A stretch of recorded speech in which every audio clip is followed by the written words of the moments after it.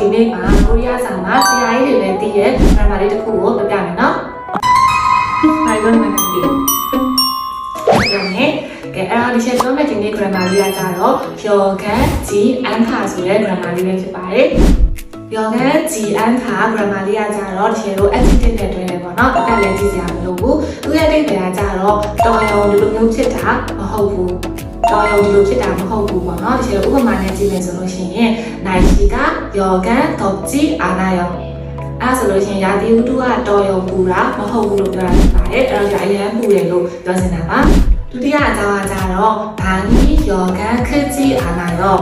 အခန်းကတော်ရုံကြီးတာမဟုတ်ဘူးဆိုတော့တော်တော်လေးကိုကြီးရလို့ပြောတာဖြစ်ပါတယ်။နောက်ဆုံးအကြောင်းကကြတော့ခက်အိုင်နဲ့ယောဂန်တုတ်ခါကြီးအာနာယော